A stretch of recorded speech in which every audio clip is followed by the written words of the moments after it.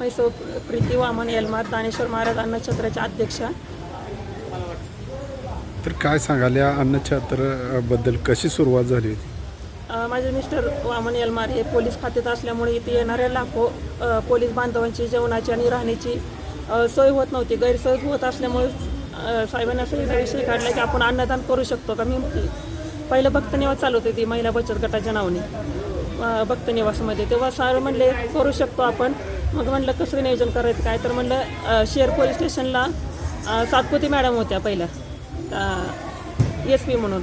मग त्यांनी विचारल्यानंतर साहेबांनी हो म्हणून सांगितल्यानंतर आम्ही तिथून 5 वर्षापूर्वी अन्नदानाची सेवा आपलं एकाच ठिकाणी चालू केली शेअर पोलीस स्टेशनला. तिथून मग हे अन्नछत्र काढण्याचा निर्णय घेतला की दानेश्वर महाराजांच्या नावाने एक अन्नछत्र आपण काढूया. 3 वर्षापासून इथं अन्नछत्र चालू आहे. साधारण या अन्नछत्रामध्ये किती भाविक या ठिकाणी लाभ घेतात आणि नियोजन कशा पद्धतीचं असतं या ठिकाणी? नियोजन हे 15 दिवसाचं नियोजन असतं. लाखो भाविक इथं महाप्रसादाचं सेवन करतात. प्रशासकीय आहे, त्यामध्ये होमगार्ड आहेत, पोलीस बांधव आहेत, MSCB आहेत. हे लाखो भाविक इथं महाप्रसादाचं सेवन करतात.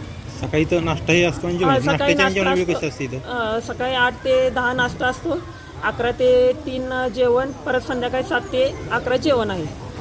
मी साधारण ह्या 15 दिवसाच्या कालावधीमध्ये किती भाविक या ठिकाणी येतात आणि काय भावना असते त्या लोकांची जेवण 3 केलं ते 4 लाख भाविक महाप्रसादाचा लाभ घेतात. एका वेळी किती लोक जेवण करतात तरी? सकाळी 5 ते 6 हजार होतात, संध्याकाळी 3 ते 4 हजार लोक भाविक महाप्रसादाचा लाभ घेतात. तर हे एवढं सगळं करत असताना एक मानसिक समाधान लाभते. ते मानसिक समाधान काय सांगाल? मानसिक समाधान म्हटलं तरी हे आम्ही पांडुरंगाचे सेवक आहोत पहिलं मुळात. हे आम्ही करत नाही, हा पांडुरंग करता करविता तो आहे, तो करून घेतोय आमच्याकडून. आम्ही फक्त निमित्त आहे याचं. खरं तर इथं राज्यभरून थकलेला भागलेला लोक या ठिकाणी इथे तो दमलं पोलीस असेल त्यांना 8 तास ड्युटी केलेली असते त्यांनी, तो ड्युटी करून इथे घेतोय. ते चेहऱ्यावरचं एक समाधान असतं त्यांचं. जे त्यांच्या काय भावना समाधान असतात? कशातच मोजता येत नाही. हे समाधान त्यांच्या चेहऱ्यावर बघितल्यानं जे समाधान लाभतं ते कशातच मोजता येत नाही. हे कार्य पुढींसाठी कोणाकोणाचे सहकार्य कोणाकोणाचं लागतं आणि कसं लाभ होतं? सगळे कार्य कसं नेलं जातं? सहकार्य म्हटलं तर आता हे आपण स्वतः वैयक्तिक चालू केलेलं आहे 1-2 वर्षापासून. पहिलं सरांच्या मित्रांच्या ह्याच्यातून आपण सुरुवात केलेली होती. आता देणारा तो आहे ज्याने कधीच आम्हाला कोणापुढं हात पसरायचे. अजून तर 2 वर्षात ह्या तर वेळ आलेली नाही आहे. सगळ्यांच्या सहकार्याने तर हां.